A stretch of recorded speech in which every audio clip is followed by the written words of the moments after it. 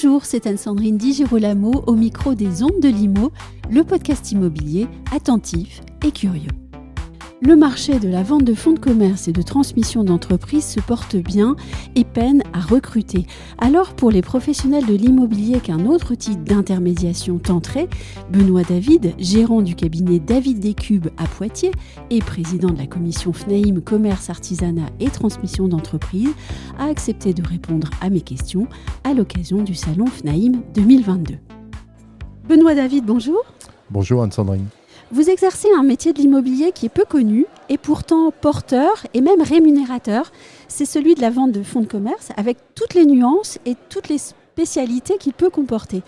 En premier lieu, j'aimerais savoir sous quel statut vous travaillez et sur quel fondement législatif. Tout à fait. Donc, nous sommes agents immobiliers. Donc, Oui. Pour la plupart porteurs évidemment de la carte T.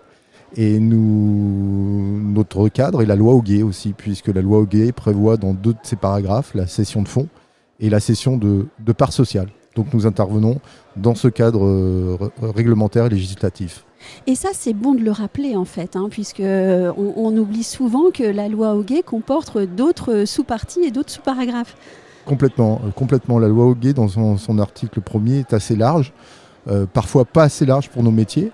Alors, on verra peut-être ça plus tard, mais nous permet quand même d'exercer en toute sécurité notre métier de vendeur de fonds, ce qu'on appelait les vendeurs de fonds ou les transactionnaires en fonds de commerce. Comment est-ce que votre marché se porte ? Est-ce que, par exemple, vous connaissez les chiffres du nombre de transactions ? Est-ce que ça évolue ? Est-ce que vous avez les chiffres de 2022 ? Peut-être aussi des projections pour 2023 ? Alors, les chiffres dans nos métiers, c'est toujours un peu compliqué à connaître, puisque au sein de notre métier, il y a plusieurs spécificités. Oui. Donc effectivement, ça va de la cession de droit au bail, où il est très difficile de connaître le marché. On sait que ce marché est très porteur dans les villes de plus de 250 000 habitants. On a un confrère sur Nantes qui ne fait que ça, qui ne vit que de ça. Donc c'est suffisamment porteur. Après, on a le métier des cessions de titres de société, qui est aussi encore un métier à part, qui est aussi très porteur. Alors avec quelques différences selon les régions. On a des régions qui sont très hautes en transactions, notamment la Nouvelle-Aquitaine, les régions Pays de Loire. C'est des régions très demandées. Et puis dans les cessions de fonds, c'est pareil. On a des confrères qui font par exemple de la pharmacie. J'ai un confrère sur Lyon qui fait de la pharmacie, le marché se porte très très bien. Et la plupart font de la cession de fonds de commerce, notamment dans ce qu'on appelle le CHR, Café Hôtel Restaurant, où là on a quelques disparités.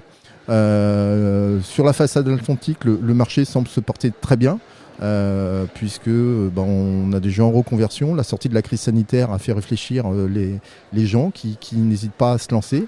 Alors après, tous ne réussissent pas à s'installer, mais c'est un marché assez porteur.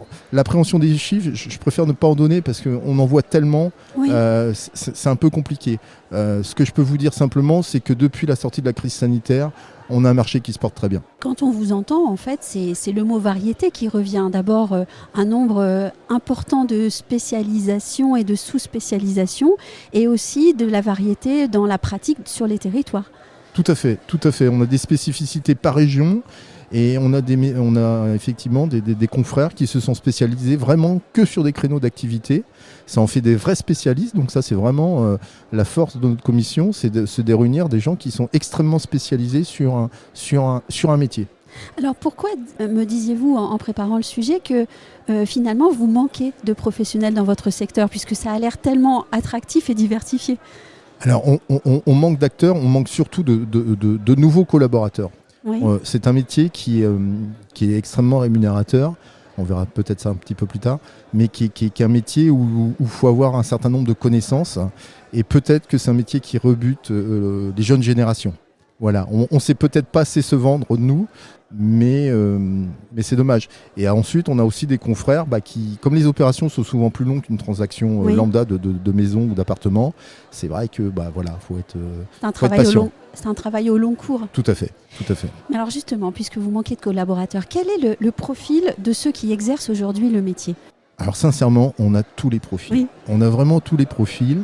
Ça va, j'ai un confrère qui est spécialisé en boulanger, ça va ses meilleurs collaborateurs sont des anciens clients, donc Oui. souvent de fois des boulangers, des cuisiniers, des restaurateurs, des banquiers. On a aussi eu à un moment donné une recrudescence de banquiers qui sont venus dans nos métiers. Il n'y a pas de profil vraiment spécifique. Il faut avoir le goût du contact. Comme je vous l'avais dit, il faut aimer les gens. Ça, Oui. c'est la base. Mais il n'y a pas de profil type. Il n'y a pas d'école pour faire ce métier-là. Mais il faut peut-être une formation initiale ? Évidemment. Alors évidemment, il y a une formation initiale à avoir. Donc là, soit on se rapproche de l'ESI. On a aussi des formations internes en cabinet. On a aussi on se réunit plusieurs cabinets pour proposer des formations spécifiques à nouveaux collaborateurs, que ce soit des cabinets indépendants ou des cabinets franchisés, évidemment. Hein, chacun a son cursus. Mais on se forme tous les jours. On se forme tous les jours. Vous voyez, moi, ça fait 17 ans que je fais le métier et vendredi, j'étais avec certains confrères pour faire 7 heures de formation sur de la fiscalité. On se forme tout le temps. Et je suppose qu'on peut y arriver en cours de route. Par exemple, je suis agent immobilier, je fais de la transaction. On sait que le marché va peut-être se tendre. Je peux envisager de me spécialiser en me formant et de passer à votre spécialité ? Bien sûr, hein, c'est pas un métier inaccessible, hein, loin de là. Après, il est très difficile, avec le recul, de mener les deux activités au sein d'une même agence. Il est toujours bon d'avoir des collaborateurs peut-être vraiment spécialisés sur ce créneau d'activité. L'approche est différente. On travaille qu'en B2B, qu'avec des chefs d'entreprise, qu'avec des commerçants, des artisans. Donc on n'a forcément pas le même discours qu'on pourrait avoir avec un consommateur lambda.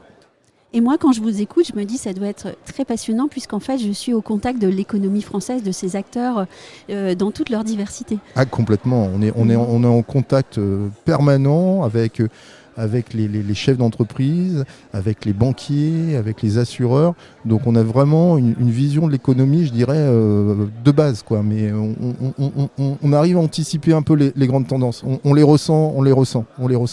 Et puis le café du matin, tout de suite, on a toutes les infos de la veille et du jour même. Un grand merci, Benoît David. Merci à vous, au plaisir.